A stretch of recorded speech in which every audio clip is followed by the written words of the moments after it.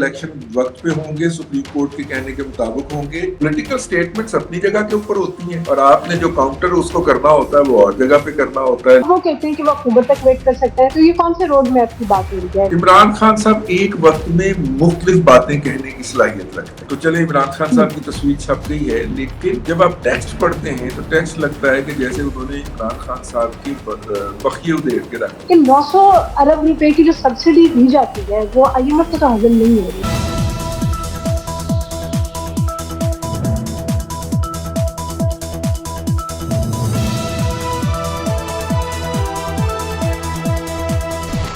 السلام علیکم ناظرین، پروگرام بات سے بات کے ساتھ میں ہوں آپ کی میزبان عفیفہ راؤ اور میرے ساتھ موجود ہے ملک کے نامور تجزیہ کار رضوان رضی صاحب. السلام علیکم سر. جی وعلیکم السلام، کیا حال ہے؟ میں تو بالکل ٹھیک ہوں، لیکن پاکستان میں موسم کافی گرم ہوتا جا رہا ہے، حالانکہ بارشیں کافی ہوئی ہیں. مریم جو ہے انہوں نے دھواں دھار قسم کا خطاب کیا ہے کہ جی الیکشن تو اپنے وقت پہ ہوں گے اور اقلیتی فیصلہ تو کوئی فیصلہ نہیں ہوتا تو اس کو کیا ماننا، اور رانا ثناء اللہ بھی اسی قسم کی باتیں کر رہے ہیں. تو لیکن دوسری طرف الیکشن کمیشن کہتے ہیں کہ جیسے سپریم کورٹ نے حکم دیا ہے تو ہم اس کے مطابق الیکشن کروا دیں گے. تو اب آپ کو کیا لگتا ہے کہ الیکشن ہو پائیں گے؟ دیکھیے، حکومت نے اگر ان کے آرڈر کو نلیفائی بھی کرنا ہے یا ڈیویٹ بھی کرنا ہے. ویسے مریم کے ساتھ آج بلاول بھی شریک تھے، ٹھیک ہے نا؟ جی بلاول بالکل. زرداری کل جو تقریر کی ہے وہ ان کے نانا کی برسی تھی. کل کے دن بھٹو صاحب کو پھانسی دی گئی تھی ضیاء الحق کی طرف سے. بالکل، ہم نے اپنے ویلاگ میں بھی اس کا ذکر کیا تھا. جی جی جی جی. اور انہوں نے اس کے اوپر بڑی دھواں تقریر کی تھی اور ان کی تقریر فوکسڈ تھی ججوں کے حوالے سے، جس میں انہوں نے کہا کہ جی جب ججز یہ اعتراف کر چکے ہیں کہ میرے نانا جو تھے وہ بے گناہ تھے تو 12 سال سے ہم نے ایک ریفرنس بھیجا ہوا ہے. عدالت کہہ دے کہ یہ فیصلہ غلط ہو گیا تھا ہم سے، لیکن آپ ٹیک اپ نہیں کر رہے. میں کئی لیٹر بھی لکھ چکا ہوں. اس طرح کی انہوں نے باتیں کی ہیں. اور دوسرا مریم نواز شریف کا ہے، اور اس کے ساتھ ہی اگر ہم خبر ملا کے پڑھ لیں کہ جناب الیکشن کمیشن نے کہا ہے کہ الیکشن وقت پہ ہوں گے، سپریم کورٹ کے کہنے کے مطابق ہوں گے. ساتھ میں پنجاب کے کیئر ٹیکر چیف منسٹر نے بھی یہی بات کہی تھی، ٹھیک ہے نا؟ تو دیکھیں، پولیٹیکل سٹیٹمنٹس اپنی جگہ کے اوپر ہوتی ہیں اور آپ نے جو کاؤنٹر اس کو کرنا ہوتا ہے وہ اور جگہ پہ کرنا ہوتا ہے، لیکن آپ کوئی آپشن کھلا نہیں چھوڑتے. اسی لیے آپ دیکھیں کہ پی ایم ایل این ایک طرف الیکشن کے بائیکاٹ کی یا الیکشن کے بائیکاٹ کی بات نہیں کرتی، الیکشن کے وقت پہ یعنی کہ اکتوبر میں ہونے کی بات کرتی ہے، اور دوسری طرف جو ہے اس کے تمام لوگوں نے ایک جگہ سے 8 لوگوں نے کاغذات ہائے نامزدگی جمع کرا رکھے ہیں. لیکن اس کے ساتھ عجیب و غریب سچویشن ہے، جیسے آپ نے کہا کہ ماحول بہت گرم ہوا ہے. تو اس کے ساتھ جناب عمران خان صاحب کا بھی آج ٹویٹ آ گیا ہے کہ انہوں نے کہا ہے کہ جی اگر روڈ میپ دے دیں الیکشن کا تو میں اکتوبر تک انتظار کرنے کو تیار ہوں. اب یہ پتہ نہیں انہوں نے کس مائنڈ سیٹ میں کہا ہے. مطلب پہلے وہ عدالتوں کو بھی جو ہے وہ اتنا انہوں نے ایکٹیو کیا اور ججز کو اتنا انوالو کیا کہ جی الیکشن ہونے چاہیے پنجاب کے خاص طور پہ. تو اب وہ کہتے ہیں کہ وہ اکتوبر تک ویٹ کر سکتے ہیں. تو یہ کون سے روڈ میپ کی بات ہو رہی ہے؟ مطلب راتوں رات ایسا کیا ہو گیا؟ عمران خان صاحب ایک وقت میں مختلف باتیں کہنے کی صلاحیت رکھتے ہیں، تو اسی صلاحیت سے وہ فائدہ اٹھا رہے ہیں. میرا خیال ہے کہ اس کا پرسپیکٹو دیکھنے کے لیے ہمیں وہ ڈیٹیل میں خبر پڑھنا پڑے گی. ابھی میں نے صرف کسی صاحب کا یہ ٹویٹ دیکھا ہے تو میں پروگرام آپ کے ساتھ کرنے بیٹھ گیا ہوں. اس کا پرسپیکٹو دیکھتے ہیں. اور لیکن سر عمران خان صاحب نے انٹرویو بھی تو دیا ہے، تو اس کو آپ کس پرسپیکٹو میں دیکھتے ہیں؟ کون سا انٹرویو؟ جو ٹائمز پہ آپ بتا رہے تھے انٹرویو کا ابھی پروگرام میگزین میں نہیں انٹرویو چھپا. عمران خان صاحب کے نا عمران صاحب کے اوپر 2 آرٹیکل چھپے. اور یہ انہوں نے پچھلے دنوں ہم نے اپنے ولاگ میں بتایا بھی تھا کہ انہوں نے لابنگ کی فرم ہائر کی ہے امریکہ کے اندر. تیسری فرم جب ہائر ہوئی تو میرے جیسوں کا ماتھا ٹھنکا کہ یار یہ تیسری فرم کیوں ہائر کی گئی ہے. ایک وہ جو ہے نا رابن رافیل کی فرم ہے، دوسرا جو پاکستان میں سی آئی اے کا اسٹیشن ہیڈ رہا ہوا تھا اس نے بھی لابنگ فرم کھولی ہوئی ہے، وہ کی ہے. ابھی ایک پرایا کے نام سے ایک تیسری فرم ہے جس کو وہ $9,000 تقریباً مہینے کا ادا کریں گے ریٹینرشپ. यानी कि 12 9 यानी 1,08,00,000 या 1,08,000 के करीब ना डॉलर वो साल का सिर्फ बिल्कुल। रिटेनरशिप अदा करेंगे, बाकी वो जो असाइनमेंट्स करेंगे उसके पैसे अलग होंगे। उस फर्म ने ना मीडिया के अंदर इमेज बिल्डिंग के लिए मुख्तलिफ इन्फ्लुएंशियल अमेरिकन के ट्वीट करवाना शुरू किए हैं और मुख्तलिफ आर्टिकल छपवाए हैं। न्यूयॉर्क टाइम के अंदर एक बड़ा भरपूर किस्म का आर्टिकल जो है वो इमरान खान साहब की तारीफ और तौसीफ में छापा गया है। ये है। अब आ जाए टाइम मैगजीन की तरफ। टाइम मैगजीन ने जो है उनके रिपोर्टर को, जब मेरा ख्याल है उस लॉबिंग फर्म ने रिक्वेस्ट की होगी, तो उन्होंने कहा होगा कि हमारी मुलाकात करवा दें उनसे। तो वो टाइम मैगजीन वाले ने इमरान खान साहब का इंटरव्यू किया और वो इंटरव्यू उसी पेशा वराना दयानत से छाप दिया। लेकिन उसने इंटरव्यू का जो इंट्रो लिखा है ना, अलग से वो लिखा है उन्होंने और वो अलग से चौके में छपा है। उसके अंदर उन्होंने इमरान खान साहब की हुकूमत का क्रिटिकल एनालिसिस करके ना वो पूरा इंटरव्यू नलीफाई कर दिया। यानी कि वो इमरान खान साहब से उन्होंने पैसे लिए। मतलब इतनी मेहनत का कोई फायदा नहीं हुआ है, इतनी मेहनत का कोई फायदा नहीं हुआ। मतलब वो जो उससे एक उनको बूस्टर मिलना था उनके इमेज को या उनकी परसेप्शन को या उनके बारे में तासुर को, वो जो नोट लिखा है और वो तकरीबन उतना ही नोट है जितना इंटरव्यू का टेक्स्ट है, तो उससे ने उनका इमेज उड़ा के रख दिया है। पहली बात जो मैं करना चाह रहा हूँ। दूसरा लेकिन सर पीटीआई वाले तो बहुत खुश हैं।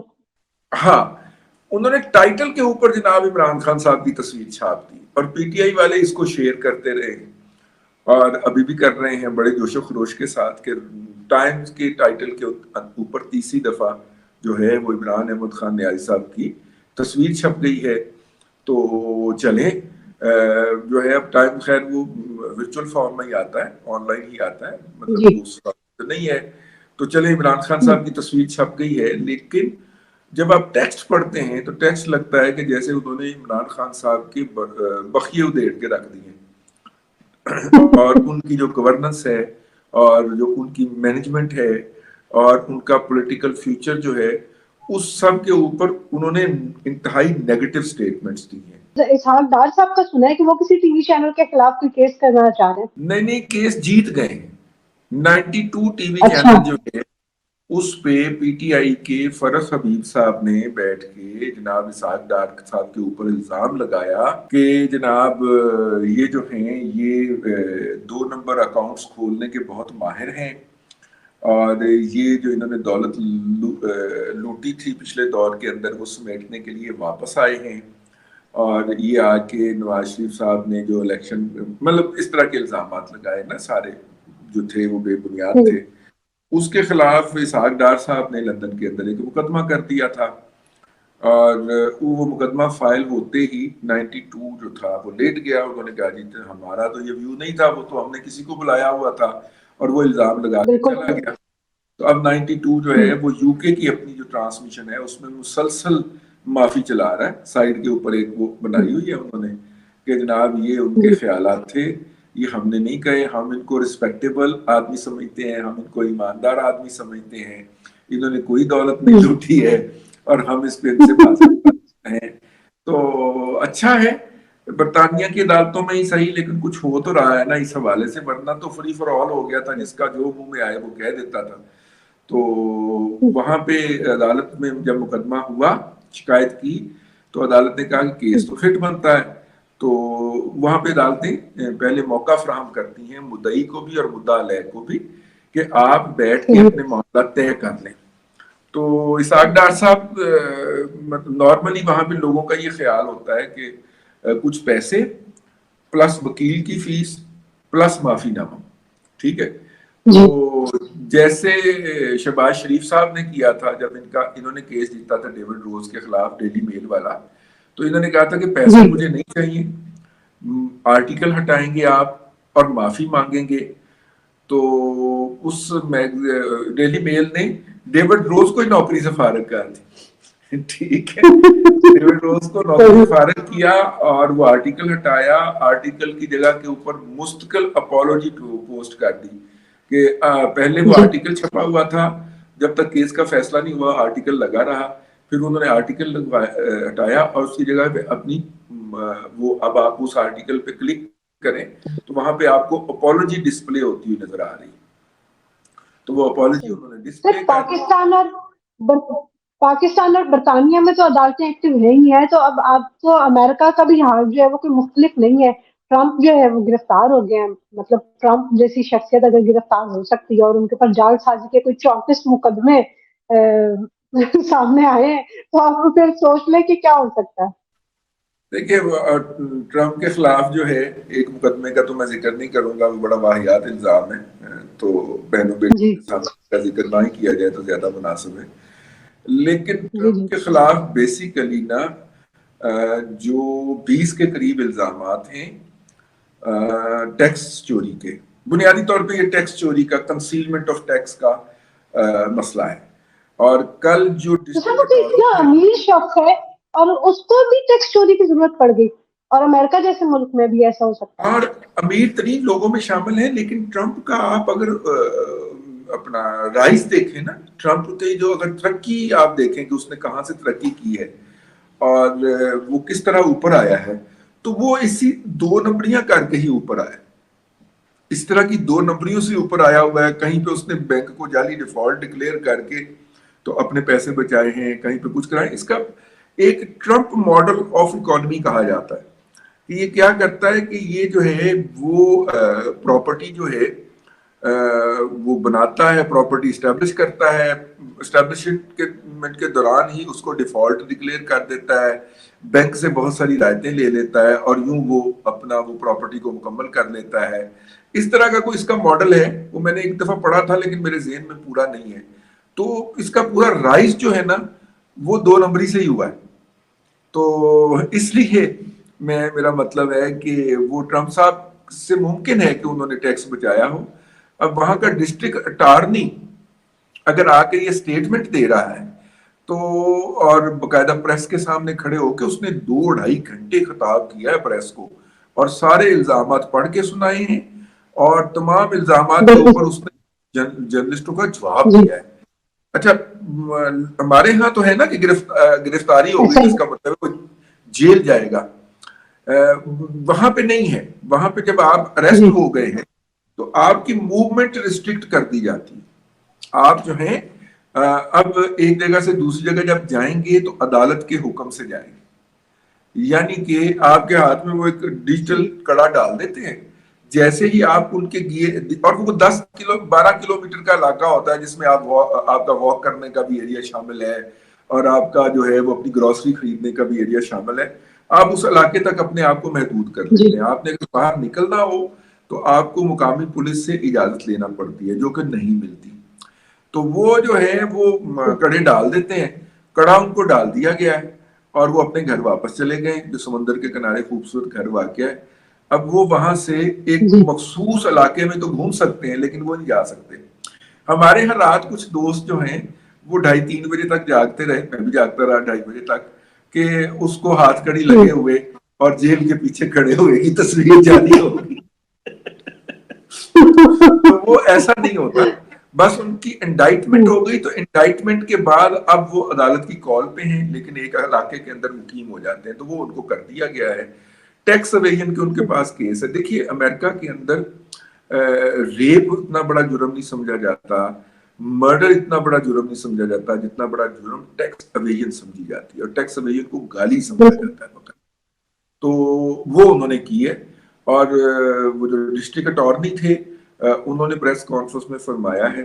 اب ٹرمپ صاحب نے یہ کہہ کے بچنے کی کوشش کی ہے کہ میرا جو الفریڈ بریڈ نام ہے جو ان کے سارے ٹیکس کے معاملات دیکھتا تھا، یہ اس کی حماقت ہے، میں بھی نہیں کہا گیا ہے. لیکن چونکہ جو اسٹیٹمنٹ بنا کے رکھتا ہے پہ دستخط خود کیے ہیں تو عدالت کہتی ہے کہ دستخط کر کے آپ نے ذمہ داری قبول کر لی ہے، اسی لیے ان پہ چارج فریم ہو گئے. یعنی پورا کیس اب باقاعدہ اس کی ہیئرنگ ہوگی. جاتے جاتے پھر اینڈ پہ آپ سے صرف آئی ایم ایف کے حوالے سے ایک سوال ضرور کرنا چاہوں گی کہ 900 ارب روپے کی جو سبسڈی دی جاتی ہے وہ آئی ایم ایف کو تو حاصل نہیں ہو رہی، جس کی وجہ سے شاید سعودیہ اور یو اے ای سے جو پیسے مل رہے ہیں اس کے باوجود آئی ایم ایف سے معاہدے میں مشکلات سامنے آ رہی ہیں. تو یہ ہماری حکومت جو ہے وہ یہ سبسڈی پہ کام کیوں نہیں کرتی؟ دیکھیے بات یہ ہے کہ یہ 900 ارب کی سبسڈی جو ہے یہ کسی غریب آدمی کو، کسی سفید پوش آدمی کو نہیں دی جاتی، یہ بات ذہن میں رکھیے۔ تو یہی بات تو میں پوچھنا چاہ رہی ہوں کہ ہمارے حکمران جو ہے وہ اس کے اوپر کام کیوں نہیں کرتے؟ IMF کو کیوں بار بار زور دینا پڑ رہا ہے؟ میں عرض کر رہا ہوں یہ 900 یہ بے نظیر انکم سپورٹ فنڈ کے تحت غریب لوگوں کو جو سبسڈی دی جاتی ہے وہ تقریباً 125 ارب روپے ہے، ٹھیک ہے، 140 یا 135 ارب روپے کے قریب ہے، چلے آپ 150 ارب روپیہ کر لیں۔ اور یہ عمرہ جو ہیں یہ انڈسٹری کو ہم سب بجلی دیں گے، انڈسٹری کو سستے دیں گے، انڈسٹری کو سہولتیں دیں گے، ان کے اوپر ہے وہ 1700 ارب روپیہ سبسڈی دیتی ہے سرکار، یعنی کہ تقریباً 10 گنا سے بھی زیادہ سبسڈی جو ہے ہماری حکومت وہ ایکسپورٹر کو دیتی ہے یا پاکستان کے انڈسٹریلسٹ کو دیتی ہے، جو کہ ایک جرم ہے، ٹھیک ہے۔ اور اس کے اوپر IMF کو اعتراض ہے کہ یار 1700 کی 1700 کم نہ کریں، آپ کا ایکسپورٹ سیکٹر ہے اس کو آپ 800 ارب روپے کی سبسڈی اب بھی دیتے رہیں، لیکن یہ 900 ارب روپیہ اس میں کچھ کمی کریں، یہ نہیں کہ سارے کا سارا کام کر دیں، اس میں کچھ کمی کریں۔ اب اس وقت جو حکومت کی صورتحال ہے اور جس طرح ہمیں ایک ایک ڈالر جو ہے اس کے لیے مانگنے پڑ رہے ہیں دنیا سے، تو ہمارا جو ایکسپورٹر ڈالر کما کے لا رہا ہے، اگر اس کو ہم نے سبسڈی بند کر دی تو وہ ہڑتال پہ چلا جائے گا یا وہ کہے گا جی میں نہیں ایکسپورٹ کرتا، تو پھر ہمارے پاس ڈالر کی شدید کمی ہو جائے گی، بحران زیادہ ہو جائے گا۔ تو حکومت یہ کہہ رہی ہے کہ جناب ہم اسے فیز وائز کم کر لیتے ہیں، بجٹ میں بھی کچھ کم کریں گے، اس کے بعد بھی کچھ کم کریں گے، لیکن سیدھے سباؤ 900 ارب روپیہ کام کرنا ممکن نہیں ہے۔ تو اس کے اوپر ہے اور بھی 2-3 ایشوز ہیں۔ اسحاق ڈار صاحب امریکہ کے دورے پہ جا رہے ہیں، میرا خیال جا چکے ہیں، 4 تاریخ کو انہوں نے جانا تھا، اور امریکہ میں ان کے ورلڈ بینک اور IMF کے دونوں ہیڈ آفسز کے دورے ہیں، ان سے مذاکرات ہوں گے۔ مجھے ذاتی طور پہ ان سے کوئی توقعات وابستہ نہیں ہے اور مجھے نہیں لگتا کہ IMF کی ڈیل شروع ہو سکے، کیونکہ جتنے اعتراضات ادھر سے آ رہے ہیں اگر وہ جینون ہیں تو، کیونکہ اب خبر کا بھی تو جینون ہونا ایک مسئلہ ہوتا ہے نا، اگر وہ جینوائن ہیں اور اگر وہ اعتراضات آ رہے ہیں اور اس وقت جو ہے وہ حکومتی پسندیدہ چینل جیو پہ ہی نشر ہو رہے ہیں، تو اس کا مطلب ہے ان میں کچھ نہ کچھ حقیقت تو ہوگی، تو پھر جو ہے یہ معاہدہ شاید نہ ہو پائے۔ جی ناظرین، آپ نے بات سنی رضوان رضوی صاحب کی، ان کو تو کوئی زیادہ امید نہیں ہے اس سارے معاہدے سے، سیاسی صورتحال پہ بھی آپ نے ان کا انالیسس سنا۔ آج کے لیے اتنا ہی، ویڈیو آپ کو پسند آئی ہو تو لائک اور شیئر ضرور کیجیے گا، کمنٹ سیکشن میں ہمیں اپنی رائے دینا مت بھولیے گا۔ انٹل دی نیکسٹ ٹائم، اللہ حافظ۔